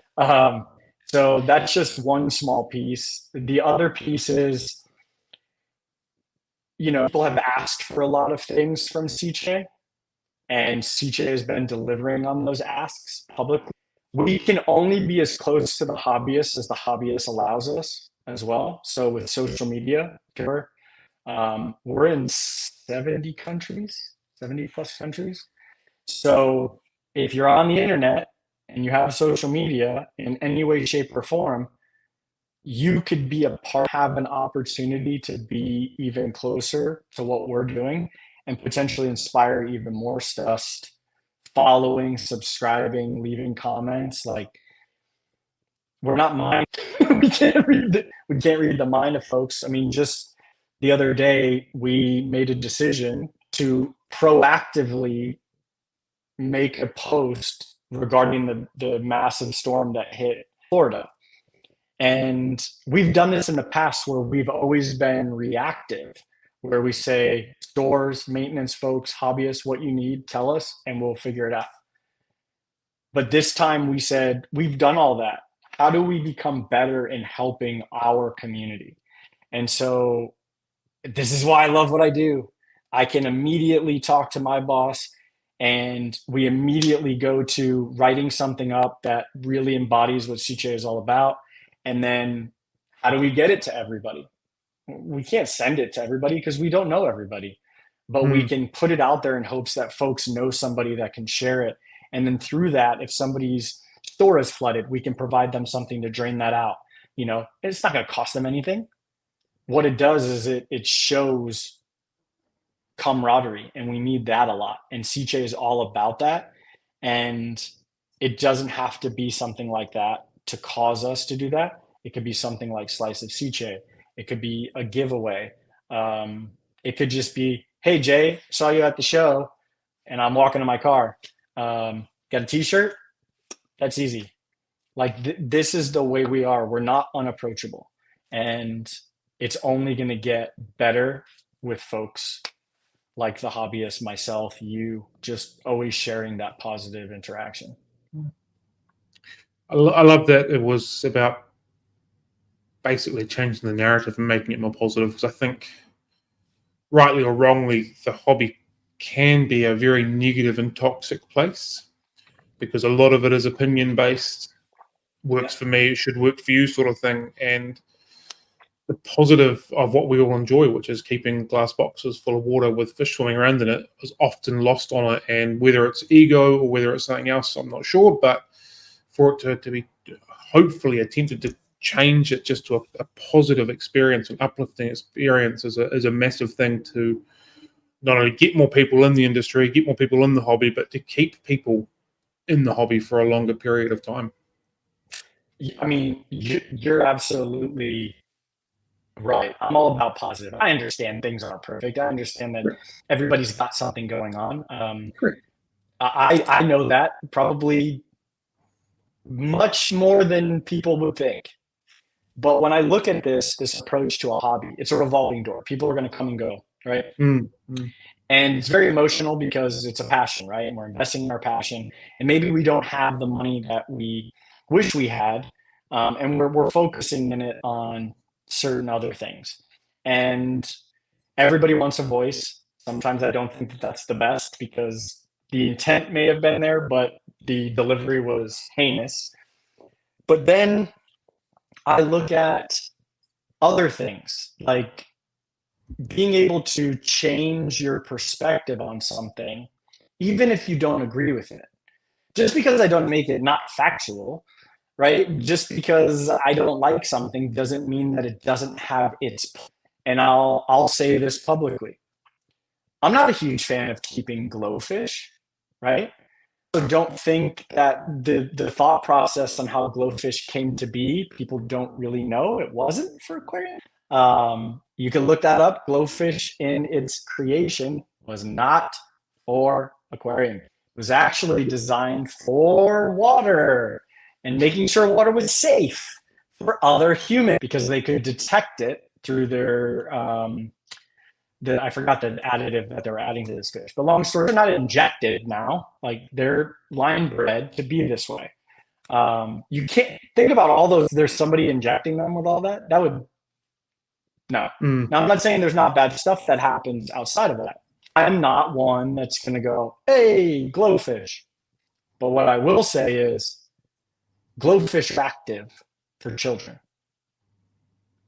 And if you want whatever it is you're doing to grow, there has to be some sort of interest from a younger generation.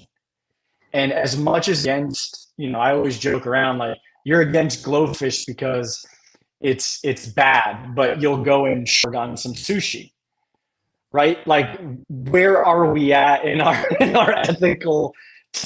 Forget all of that. Those glowfish are providing an entry for children, even people that are like, man, Oscars they're scary to me, which it is what it is. But those glowfish, that's different, right? And now that I know that and I visually see that, I can appreciate glowfishes in our hobby. I'm not talking about all the other stuff. I can appreciate where it's at because that's where kids are. What I don't really appreciate is like, remember when betas were like bucks? Now they're like $45, $50. Like, how did that happen? Conversation, different story. But betas became popular with all these different line bred, more, koi and placat and all this crazy stuff. I love all of this. I believe a lot of it has its place. And just because we don't like it doesn't mean that it doesn't serve good for what we're trying to do collectively. I feel like I was subtly attacked. Replace the word glowfish with OB peacocks, and I think there might have been a few little subtle jabs at me. No, I love OB peacocks. Actually, one of my favorite fish I have painted, but there's also all of that as well, like hybridization, right? Dude, I'm all in tune with this, and I love all of it. That's why I love every aspect of what it is. Even like a huge fan of it. Yeah, it's just been my little backhanded cause recently to target OB. So let's see how we go. There is reasons behind it, and yeah. Anyway, I don't like the names they give them. If we're on that page, like stop. You don't like names? The names that they give some of these fish, like super ultra, Phoenix Sunshine. Stop it. Just stop it. It looks like one over there. We've had a comment from the floor.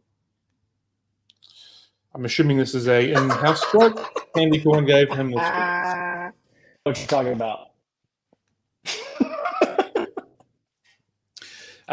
Something that came up then as we were talking is the glowfish are really good for getting children interested in the hobby. We don't have glowfish here, rightly or wrongly, but we don't. What ways do you think we as hobbyists can promote the hobby to get more people interested and get more people involved in it? Is there barriers we need to break down? Is there misconceptions we need to break down? How do we get more people interested in keeping aquariums? Stop portraying it as so complicated. We love drama. Humans. We're animals. We're mammals. We love. And I think about my view of aquariums before a larger aquarium. I had a comet goldfish for like 9 years. I legit temperature the water, would microwave the water. Of course, fish was not in there. Little did I know I was stripping it of its oxygen. I had no idea, but this fish still survived. I do not recommend this, but I dropped it many times on the floor, put it back in a bowl. 9 years I had this comet. But my vision of a larger, because everyone that I saw or thought I saw was always murky or green, gross. And no matter what, you would talk to somebody and they would say, "Oh, so much work." And then you're like, "Oh, okay." To the point is, I've got friends that have twin girls. They wanted an aquarium, but the parents were like, that's a lot. We're just going to get them a hamster. And I'm like, a hamster? A hamster's going to be way more ridiculous than this small aquarium. I said, give me 30 minutes. And I drove back to my house, grabbed a small aquarium, ordered some castles and stuff I would never do. It's not for me. It's for them. And to see them step into the 2 steps to stare at fish that I wouldn't keep. And then knowing that I had enough of shrimp I can put in there. And the girls love that tank. And the idea for that is I had this laying around, and what would we do? What would we normally do? We'd probably go, let's go to Marketplace and try to sell this. And then get upset because we didn't get what we get from a used aquarium because we thought there was some sort of residual value it would hold. That's emotional value. Doesn't count. Not to the person buying it. Why not set it up for somebody? Why not? Hey, look, I know you've been talking about an aquarium. You know somebody that's been talking about it. And you've got a 5-10 gallon. Set it up. Set them up for success. Let them get their hands wet legitimately. not overwhelm them. Now you're entering more people in the hobby as opposed to being upset because the person stiffed you in the parking lot to sell your air pump and crappy sponge and 2.5 gallon aquarium for $40. like we have so many Yeah. opportunities at our disposal to help. Stop making it complicated. Be more of an outreach. Be more positive about it, but also be honest and transparent at the same time. I really like that idea. I may or may not be trying to offload about 100 aquariums at the moment. So I okay, that's completely different. may or may not find one or two people that might like a free setup and get that sorted. So that's quite a cool option, quite a cool idea. How does SICCE incorporate sustainability into its manufacturing process? Woo-wee. This is a topic that I've brought up a couple times. I actually just did a small video regarding this topic in a sense. Plastics are plastics.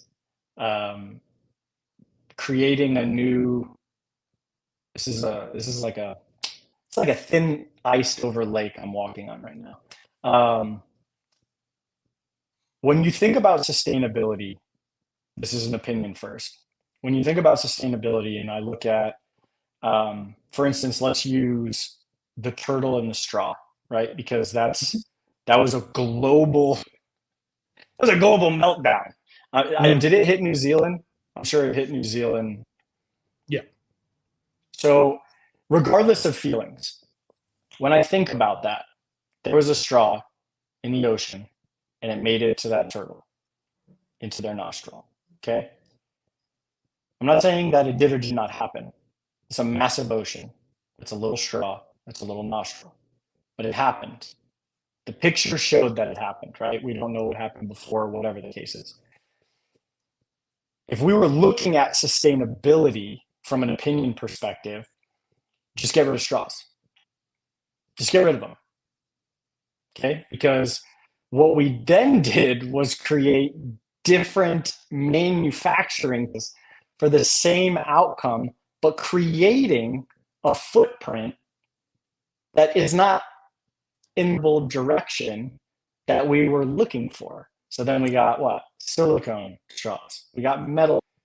Those have their places maybe, but they also require maintenance on them and people don't do, and right? And then we went to paper straws. Those were a nightmare. Anybody that says straws, I'm sorry. You drink and it falls apart. So my thought is, why not just get rid of them? If it was that big of an issue, just get rid of them. We probably don't even need them anyways. So when you're looking at sustainability, we don't want to look at creating something new that causes more just because the short term feels good, right?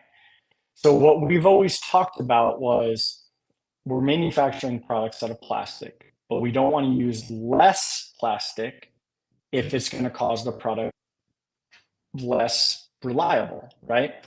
So there's this very, very distinct balance. What we started to do was manufacturing these boxes in a way where we don't have to use plastics in terms of plastic bags.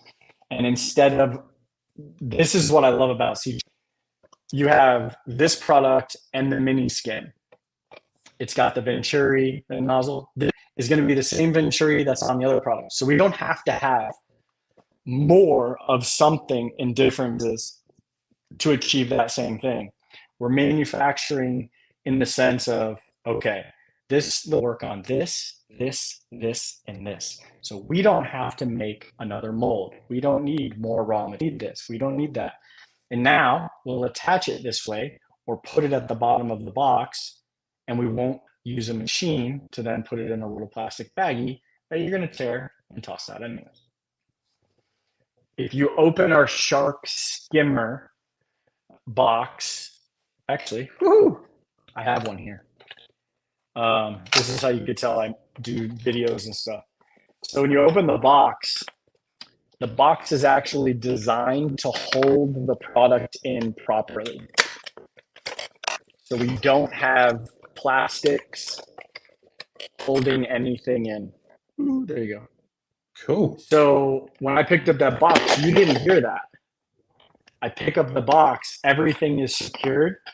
There's even cleaning brush, so you don't have to go out and buy another one. It's already included.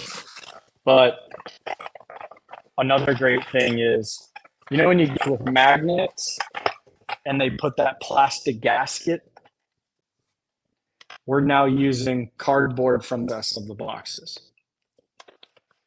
So now we're not actually going the other way in terms of what we're manufacturing. We're just being more cognizant about waste. And I think that's a better conversation to have. Some of the other conversations that we have, like, well, this doesn't work, so let's create 4 other products. Could we go out and source another plastic to put the parts in that may, and I'm making this up, I'm sure it exists somewhere, but like a decomposing avocado plastic bag. We can do that, but then where does the cost come from? Who do we absorb the cost? Does the customer not pay that? Like, these are all things people don't think about. Or do we just not put it in there and work better at putting the right things with the right product and being able to utilize them across a different, and then a little plastic foot sitting in the bottom of the box as opposed to being in a dissolving avocado. Like, it's a delicate balance. Nobody's going to be perfect. And I learned more of this in the last 2 years than I ever have. It's opened my eyes to like waste. You know, people, they get the new iPhone and they go, it doesn't have it. But you already have it. Why did you need it? You wanted it to be better for the environment. So they're going to make another one. A million of these devices with a million new charging blocks when you already have 8 in a drawer that you don't use.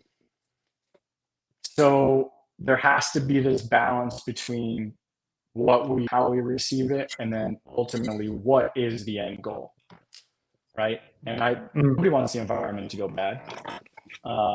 So the more you can do, the better. I like probably many of the people watching right now have opened countless brand new stuff and pulled everything out and been left with a pile of plastic bags and questioned, why did I need these plastic bags around these brand new products? Like, they're not even sealed, so they're not even going to be protecting if they get wet for some reason. Like, they're just around it to stop dust, maybe. I would have almost thought that if I'd opened up one of those products and not seen those plastic bags, I wouldn't have even considered the reason behind that being that I wouldn't even notice it. But that is an incredible approach to not needing it. Like, just make the packaging work better without the plastic. Job done. One thing that doesn't go to landfill, doesn't go anywhere. It's just because it's not there. That's a ridiculously good approach to it. So you just brought up something that like unlocked this thing that it frustrated me being with SICCE at the time, because there's a way to solve it, and we are. But we have a canister filter called the Whale, and it's a piano black, so it's a shiny black canister, right? And it's nice.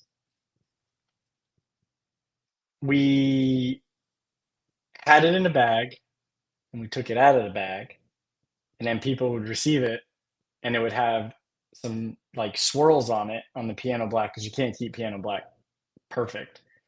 And they would say, "Don't like it, it's used, goodbye, send it back." And then all of the feedback would be, well, put it in a plastic bag so that it doesn't get like this. And you're like, so you don't want to just recreate another mold and create this whole process for something that's been around for so long, but you're now just dealing with this piece. So, you know, we're working towards it, where we were planning to release a new product here in the future, and all of it at the same time would get, you know, a makeover. and go to kind of a more flat material so that you can do what I just showed you. So we are taking the conscious efforts, and we do listen, but sometimes, what's the term? You're damned if you do, damned if you don't type thing. Yeah. So it can be tough for manufacturers, and it's not all about, to be honest with you, it's not all about money. I thought it was, but it's not all about that, because there are ways to reduce those costs, but it doesn't happen overnight. Like, it's a methodical, strategic plan that could take 3 to 5 years before you see the reduction you were looking for in magnets or whatever the case is. So that's why I love working with the company I work for, because there's literally an answer for all of these things. Cool. Let's change tack a little bit and sort of head towards you and your personal aquarium keeping. Okay. What's your favorite type of aquarium setup and why?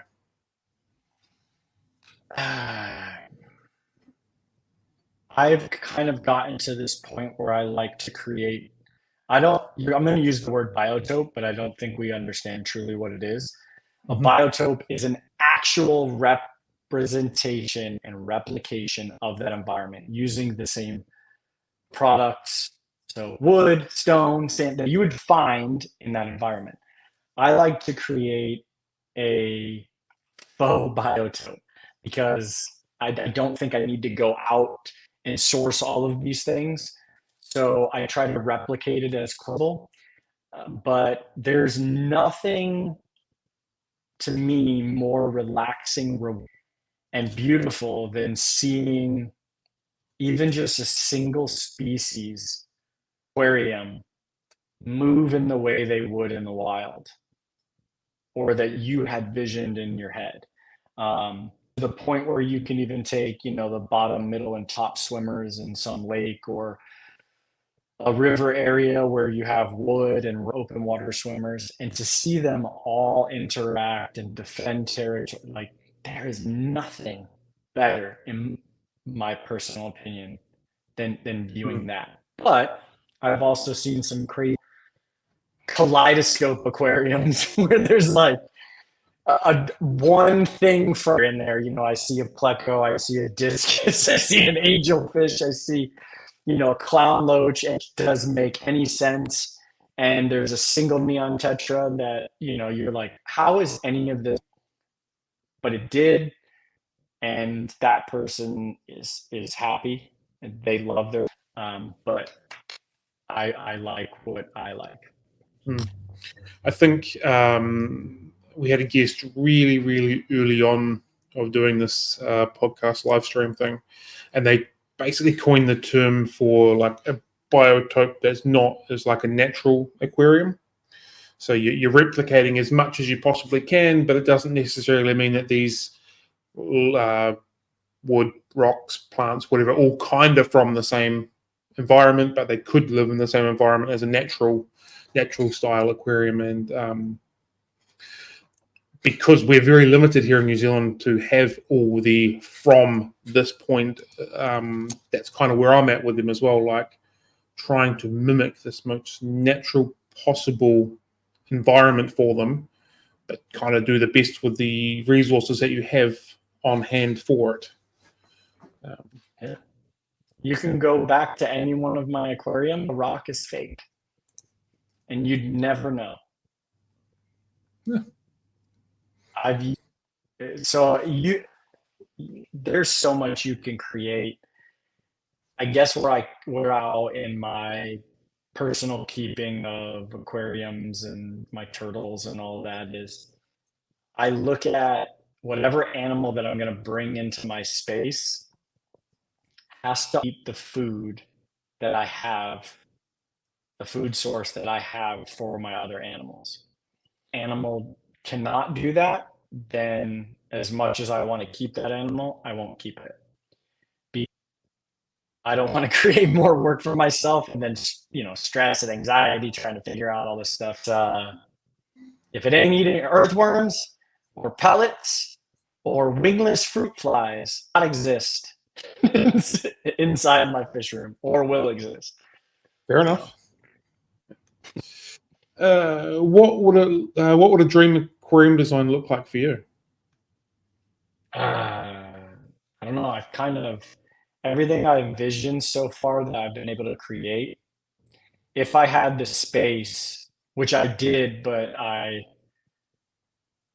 went against mint and was like, oh, I could do two of these here and one of these here, and just like going to a buffet where your eyes in your stomach. I thought my space was far bigger than it in reality it was, but I was working on building an 11 to 12 foot aquarium that was 4 foot tall, that I could have my terrapins swimming with a bunch of Lake Malawi cichlids at the bottom, just with vines coming down and the rock work, just things looking like Malawi. Um, but I ran out of space. I do have an empty 180 that I'm waiting for some new products to launch from SICCE before I get it. But I won't be able to put my turtles in it. But I'm gonna do my best to recreate the Lake Malawi that I had in my head, because I do miss haps and peacocks. Cool. That's broke into really understanding aquariums, and then the YouTube channel was just like, and this is not as hard as the guy that sold me this one fish told me it was going to be. And so I went to this more like practical style keeping of fish with a realistic approach in terms of realism and understanding fundamentals, as opposed to this high level approach of like, oh no, you can't feed protein to any pseudotrophius. What? Who said that? Because in the wild they graze on snails and stuff off the rocks, so they are getting protein. But I believe back in the day when it first started, food was much different. So they were like, whoa, if we feed them this, they get bloated and get sick and die. So we're just going to stick to a veggie diet. But that was because we didn't have the processing that we have now, the foods that we can have a nice balance, etc., where you can feed them veggie 5 days a week and drop some krill in one day a week, and then let them not eat another day. It'll be beautiful. So who has inspired you the most in your journey within keeping aquariums and within the aquarium industry? God.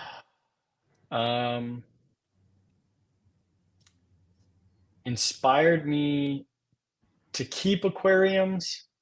To be honest with you, it's probably some of the older folks in the African cichlid community. Once I started really getting into it, like Ad Konings, who writes most of those books, getting a chance to like meet him, sit down and learn about some of my favorite fish that I've never kept because I didn't think I was prepared to keep, right? And then really what inspired me later was more nature, like my own creativity, looking at what somebody else has done, and then talking to a smaller group of people as opposed to this broad approach of like, do you guys think this would work? And then you get thousands of people chiming in and you're like, that wasn't a good idea. Where I could say, hey, I'm doing this.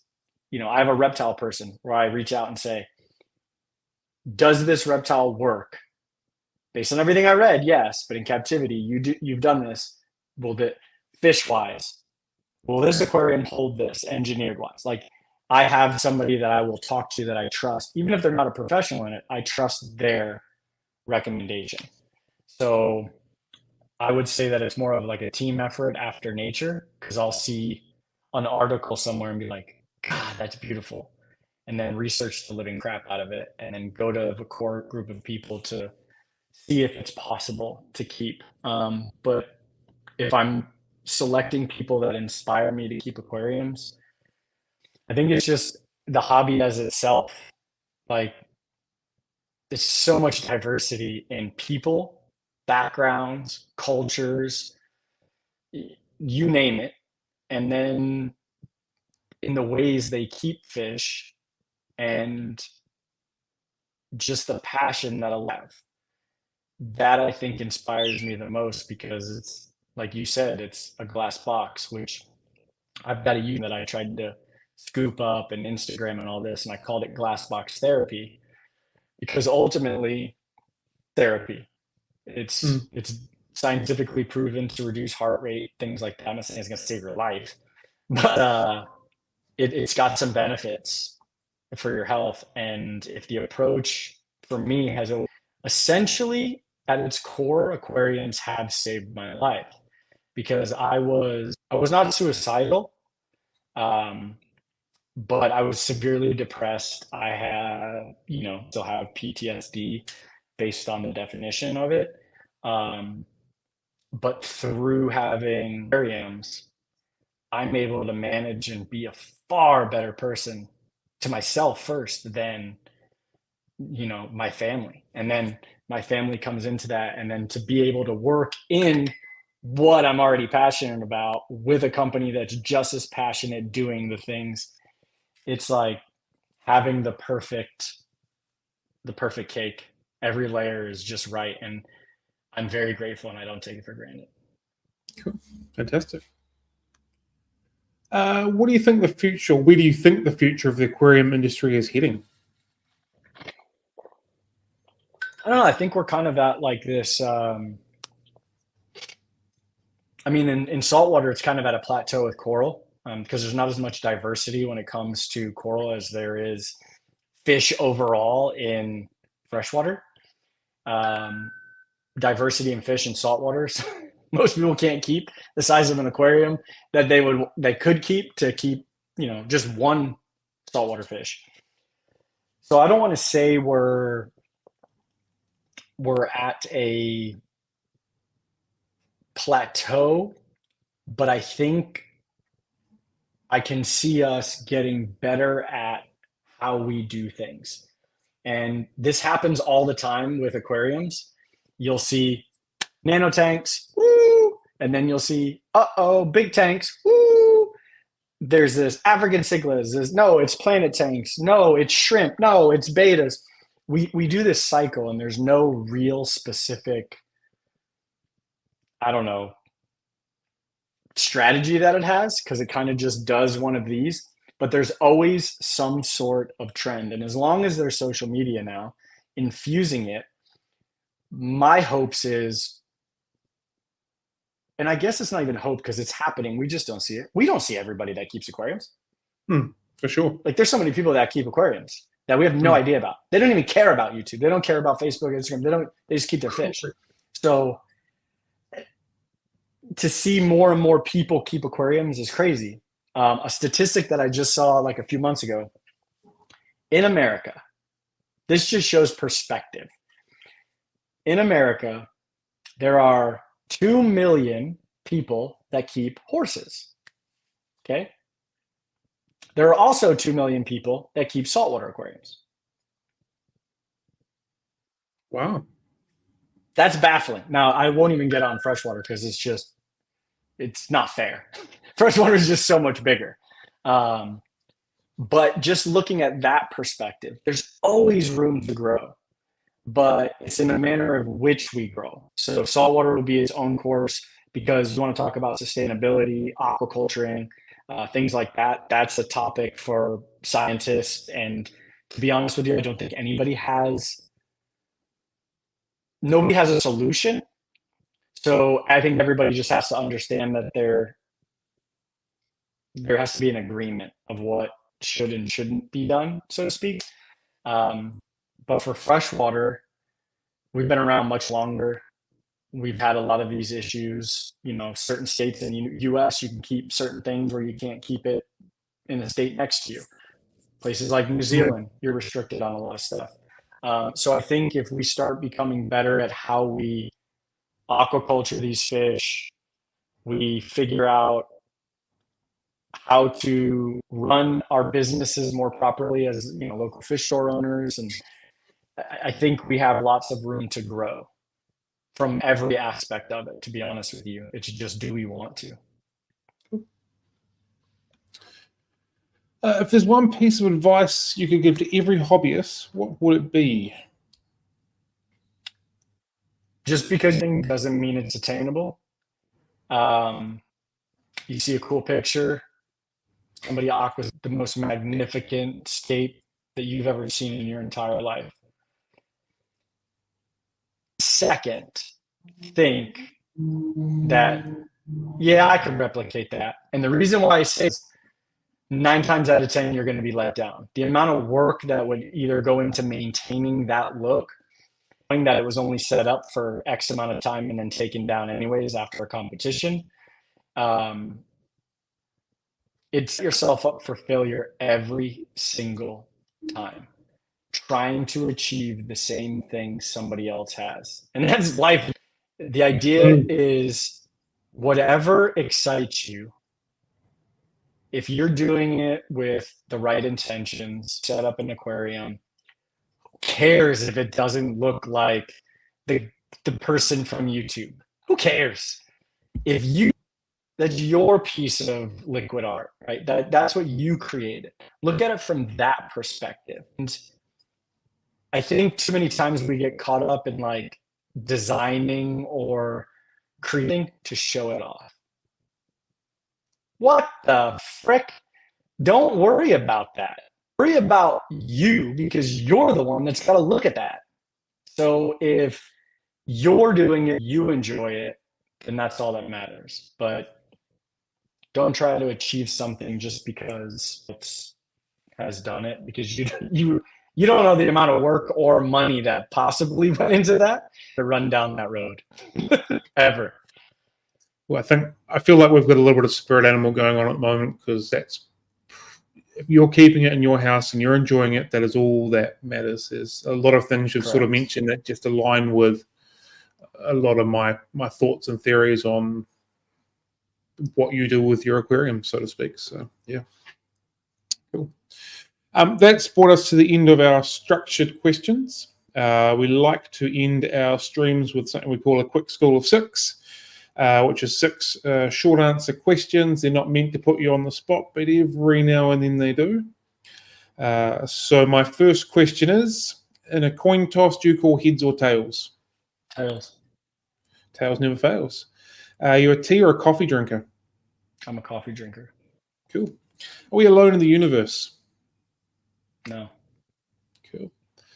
If you could have a meal with someone alive or dead from any point in time, fictional or real, who would that be? My dad. Awesome. Paper, scissors, rocks. What's your first call? Paper.